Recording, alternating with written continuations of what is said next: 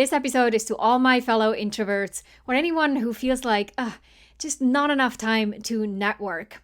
We're going to talk about relationship building techniques for leaders. Here are the 2 questions this podcast answers. 1, how do you successfully transition into your first official leadership role? And 2, how do you keep climbing that leadership ladder and continuously get promoted, although the competition and the expectations get bigger? This show, the Manager Track podcast, will provide the answers. I'm your host, Ramona. I'm on a mission to create workplaces where work is seen as a source of contribution, connection, and personal fulfillment. And this transition starts with developing a new generation of leaders who know how to lead so everyone wins and grows. In the show, you'll learn how to think, communicate, and act as a confident and competent leader you can be.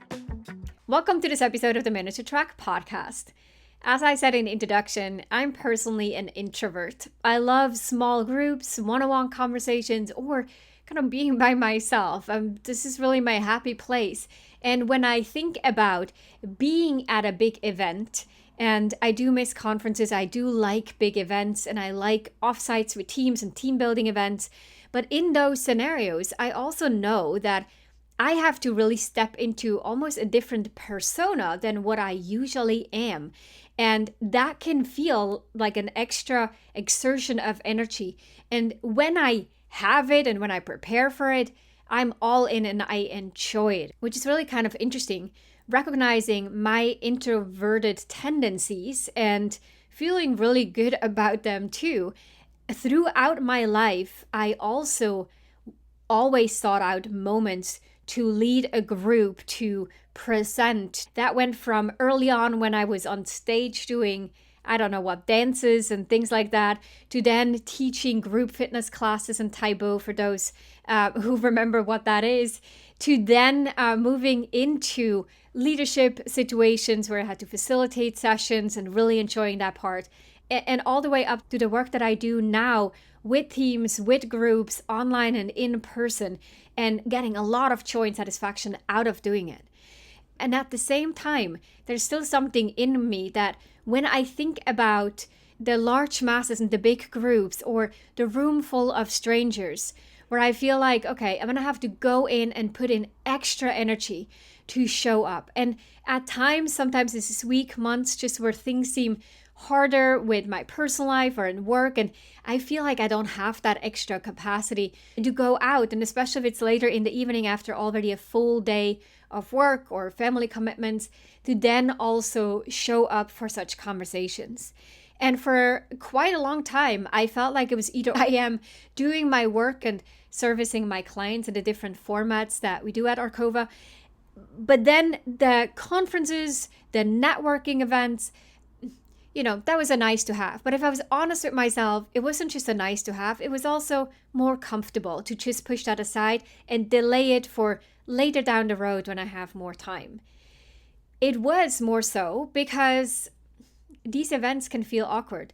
And so instead of saying, A, how do I make these events less awkward? And 2, just because I'm not attending such events doesn't mean I shouldn't still focus on expanding my relationships and my network in the field and in my communities.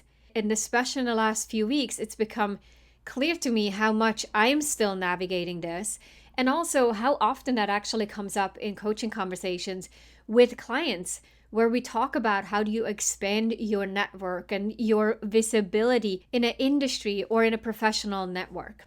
So that's what we're going to talk about today. And I'm working right alongside with you in growing through the way that I change my perspective on these things, but also developing the discipline and the consistency to take actions. In essence, for some people, networking is energizing, even fun. For others, it feels like a chore, something that eats up time, drains energy, and takes them away from real work, in quotation marks. So if you've ever thought, I know I should network more, but I don't have the time. I am not great at all this small talk stuff, or I don't even enjoy that. Or it feels inauthentic to sort of schmooze people just to get ahead. Then this episode is for you. And again, I'm right there with you. Because here's the truth. Networking isn't about collecting business cards or connecting with people over LinkedIn after we made some small talk at events. No, it's about building meaningful relationships that make your work easier, your leadership more effective, and your career more successful. But also, what that includes, and specifically is encompassed in your leadership more effective, is that you elevate people around you. You make life better for them. That's what leadership is. You add value to their lives.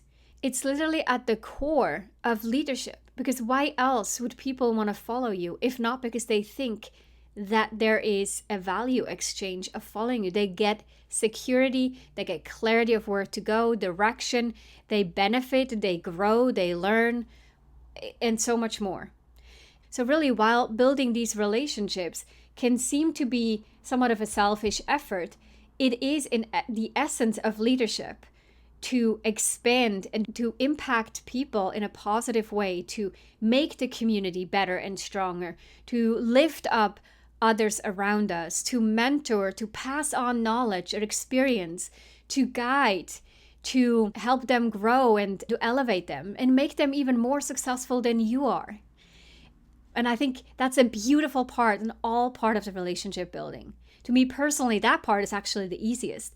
When I can support other business owners by promoting the book that they wrote, and I know they put a lot of work into it. When I can share a product that I love, that someone built and then someone created and sells on Etsy. I love that. If I can make introductions and say like, hey, I think you should meet this other person. You two would have a really fruitful connection. You have a lot in common. I think you both would benefit. That is beautiful. And that to me is the easiest part. But that's really then also where I anchor relationship building and what it means to expand relationships, to network more broadly. So I'm jumping ahead a little bit, talking about the perspective that we take on networking that either makes it harder or makes it easier, depending on what we think it is, how we define it, or what we think it requires of us in order to be successful at it. And on that perspective, because it is individual and we all can define what it means to us and how we want to go about it, you really don't have to be an extrovert or spend hours at networking events in order to build professional relationships.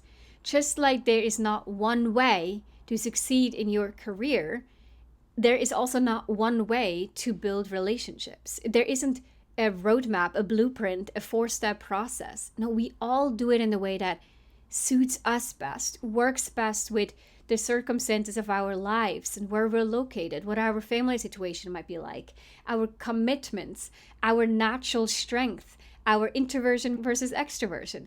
Those all play into it. We want to leverage the strength that we have and work within the opportunities that our lives present. So in this episode, we'll break down why networking feels exhausting and how to make it easier, how to build meaningful relationships without adding to your workload, a simple mindset shift that makes networking feel more natural and less tactical. So, 3 main topics. Let's dive in. First, why networking feels draining for leaders. I'm going to start with a quick story. A senior leader I coached, let's call her Sarah, was brilliant at her job. She had deep expertise in her field. She led a high-performing team and had really good performance reviews. But Sarah had zero interest in networking. She saw it as a waste of time, but often the feedback that she got was that she should expand her network in the industry and in the organization. Her mindset, though, was, listen, if I do great work, which I do, and this is what I'm paid for, people will notice, people will talk about it, and the opportunity will come. But if I network and then I don't deliver, I don't think that's going to work out. So thanks for the feedback, but no thanks. And for a while, that actually worked and she was fine. But then one day she found out that she was passed over for a promotion. Now, why did that happen? It happened because while she was head down in execution mode, this colleague who got the promotion wasn't necessarily better at the job, but had stronger internal relationships. That person was connected, had trust with others. People knew what they were working on. They almost felt like they had a personal stake in it. They wanted this other person to be successful because of the relationship. And on top of that, Sarah wasn't seen as a strategic leader because she wasn't visible outside of her immediate team. So people always thought she's great at what she does, but she can't see the big picture. And this is the first major networking trap: believing that great work alone is good enough. Now, the reality is opportunities go to people who are known and trusted, not just those who are competent. And on top of that, people don't know about the work and how great you are if they don't know about the work in the first place.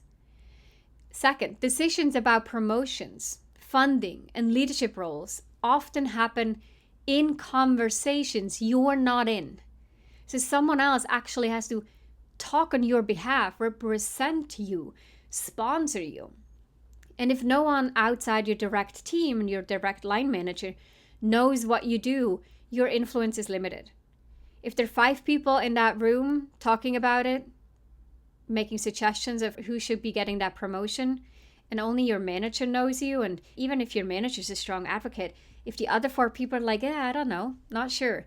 But then there's another person on that list that 3 out of the 5 speak really highly about. You can immediately see how that is going to play out. At the core of really embracing networking and not making it a drag, something you dread, is to understand it's not about promoting yourself. It's about making it easy for others to see your value because they're hearing about your value or you're directly providing value to them. They see the qualities now that before they didn't know about. So if you see yourself as someone of high value, high competence, high quality, share that broadly so people know about it. Another reason networking can feel exhausting is that we've been taught the wrong way to think about it. Again, we've been thinking about networking the wrong way. We think about attending these events, forcing small talk, handing out business cards, or LinkedIn connections. That can seem like a waste of time, but that is not what networking is. It's not an event. Networking is in fact a habit. So in addition to the first shift, to move away from thinking this is about self-promotion to thinking about networking as to, I want to let people know and see the value that I bring and provide them value directly. And 2, to shift away from thinking networking is an event that I do and then I don't do. No, networking is a habit, something that goes in parallel with your work. For example, think about watering a plant. You don't wait until the plant is completely dried out before you give it water. You nurture it consistently so it stays healthy. Now, the plant analogy that may not work for everyone. Some of you are probably letting your plants die. But let's assume, right, we all know in order to make these plants grow to the best that they can, we don't go in these long cycles. We constantly provide them water. And relationships work the same way. If you only reach out when you need something, it's going to feel transactional. It's like dad and then big spike, need something. But if you regularly check in, share value, stay connected, your network will grow naturally without it feeling like extra work. In fact, even looking at research around relationship building and trust, we learned that regular small interactions, sort of this drip approach, help us more than these infrequent, longer interactions. So for example, a phone call to a friend once a month is more meaningful than spending a whole Saturday with them once a year.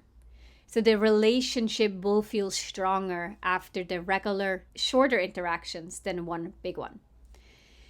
Talking about a real world example, I once worked with a leader who was excellent at this. So instead of setting aside networking time, she totally baked this into her existing routine. For example, she would send a LinkedIn message to someone while she was waiting for a Zoom call to start. She shared an interesting article with a mentor every so often. She made a point to ask a thoughtful question whenever meeting someone. I remember those conversations like, man, that's a good question. And what a great answer. And I could tell that the conversation took on depth and both of them walked away feeling good about it, knowing more about each other and about whatever topic they talked about. None of this really took a whole lot of extra time, but over the years, it built a massive network of trusted relationships, of people who knew what she was doing and what she was interested in and where she was trying to get to. And that's how leaders stay connected and build a network as a habitual process in parallel to everything else that they're doing. So there's no ugh and no dreading. That's part of the process. Now let's talk about a few additional suggestions on how to make networking easy and sustainable so you can start to build your own habits as well.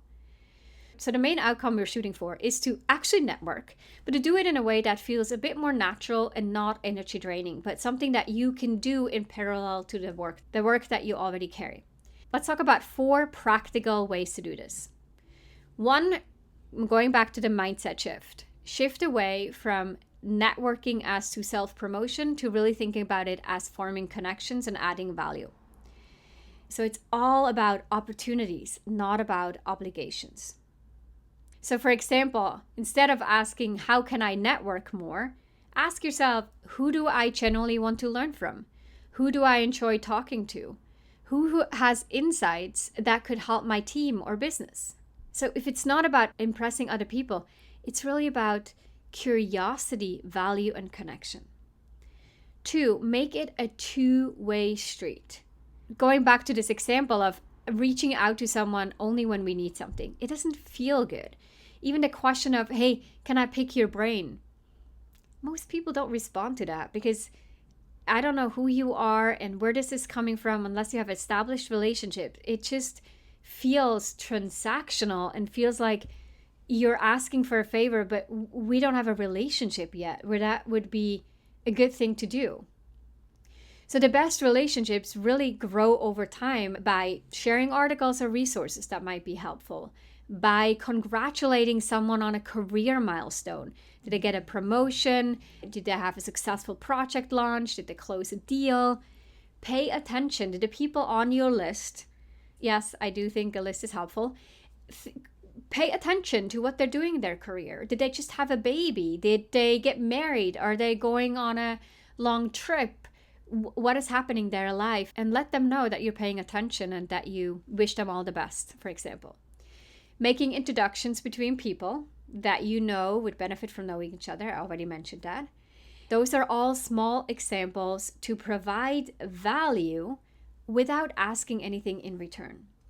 In addition, use your lunch break to link up with someone. If you're in an office, ask them out for lunch. If you start a meeting and you're trying to foster that relationship, unless they're all go straight to the point kind of people and personalities, pay attention to what they're saying. Ask them about what's currently going on. If they talk about their kids, write down the names of the kids, the ages of the kids, so that you can recall it down the road next time. Or let's say in a few months, you could ask, hey, how's your daughter Lizzie doing? It shows that you paid attention. And then one more suggestion, LinkedIn can be a sort of micro networking tool also to make sure that you follow people that you care about and you want to build relationships with, that you get alerted. So you set that bell when they share articles or update their profile so that you can comment on their posts or any status or work updates that they add to their LinkedIn profile. So those are all small suggestions, like pretty tactical things that don't take a whole lot of time, but they do require you to be intentional. And one thing that really I'm working on is to develop a bit of a system to really think about who are the key people that I find really interesting, that I see as mentors, that I want to build relationships with, that I want to learn from, but also be inspired with, that I feel like we have something in common and we're walking a similar path. Or they're just interesting people to observe and, have in my universe, and then have a bit of a system in place to reach out to them on a regular basis to ensure that they know I exist and that I can add value and that there is something mutually beneficial for us there to be connected. When you do have the opportunity to actually be one-to-one, maybe you do take someone out for lunch, or you are at a networking event and you stand there with another person, in order to avoid small talk, have some go-to questions that pop into your head right away without having to think a lot, that you learned verbatim so that they come easy to you, especially when things feel awkward or you might be a little bit nervous. Such questions may include, hey, what's an interesting project you're working on right now? How did you find yourself in your current role or industry? What got you here? What's a skill you're currently trying to develop? What's a book that influenced your professional life or your leadership? How do you see your industry or our industry evolving in the next few years? What are some of the strategic goals that your department has set for the year? These are all questions that are designed to spark meaningful conversations and find some common ground and build authentic connections. They go beyond small talk and encourage the sharing of experience, insights, personal interests even, which really can help you bond in those moments. You're not losing the opportunities by suddenly finding yourself in a small talk situation. So take the lead, but don't assume that you will remember those questions when you find yourself there. No, remember them verbatim or read them again before you walk into a networking event so they come more natural. And what you likely find, what I definitely find, is that when I do ask those questions, when I have those conversations, the networking events or the individual conversations or the lunches actually turn into really meaningful experiences that will influence the way that I think about future projects or about work or about the industry. And it helps me then connect the dots better. It makes me become a better strategic thinker, for example. So if you treat networking like a separate, time-consuming, energy-draining task, it's easy to feel overwhelmed by it and then just trying to avoid it, delay it, think I'm going to do that later. But if you weave it into your day, it becomes a lot more effortless. But it does mean we have to invest some time up front to build out that system. Now, if you're someone who hesitates to reach out to others because you worry that you might be bothering them, or what if I don't have anything interesting to say, or what if they don't respond? Here's the thing. Most people appreciate the outreach. If you make an authentic effort to connect, you're not pretending or trying to sell something. No, you're actually genuinely trying to connect. You're not annoying. You're just being intentional. And if they don't respond, that's okay too. Move on. It's likely that these people get a whole lot of things, or they may not even see it, or they get it, but then they feel bad that they don't have the time and they don't want to say no to you. It could be a whole range of reasons, but it's likely nothing to do with you. So move on. Try again 6 months later. But if you don't hear back, redirect your attention elsewhere. The point isn't to be liked by everyone, right? If you worry about that rejection and that holds us back, we're operating with this mindset that being liked by people is really important. But that's not it. It's about building the right relationships over time. Not everyone's going to like you or me or any human on this planet. We're always going to find people that just don't connect or they don't see our value, and that is totally okay. Let's wrap this up with a challenge. This week, reach out to one person in your networks just to check in, to share an insight, or to say hello. No agenda, no request, just a simple, genuine connection. I'm going to commit to it, and I hope you're committing to this as well alongside with me. Because at the end of the day, the strongest leaders and the most well-connected leaders, they don't network out of obligation. They build relationships out of curiosity, generosity, and consistency because they truly believe that impact, influence, business success, career success is all about relationships, that it happens through relationships. So doing all the great work without the relationships is not useful. It's like totally undermines the effort. So if you start to flip that script, it opens up a whole new set of opportunities. If this episode resonated with you, share it with a colleague or a friend. And if you want to invest more into your leadership growth, check out our programs at arcova.org. ARCHOVA.org. That's it for today. I see you next week on another episode of the Minute to Track podcast. If you enjoyed this episode, then check out 2 other awesome resources to help you become a leader people love to work with.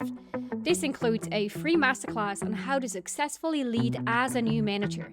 Check it out at arcova.org/masterclass. The second resource is my best-selling book, The Confident and Competent New Manager: How to Quickly Rise to Success in Your First Leadership Role. Check it out at arcova.org/books or head on over to Amazon and grab your copy there. You can find all those links in the show notes down below.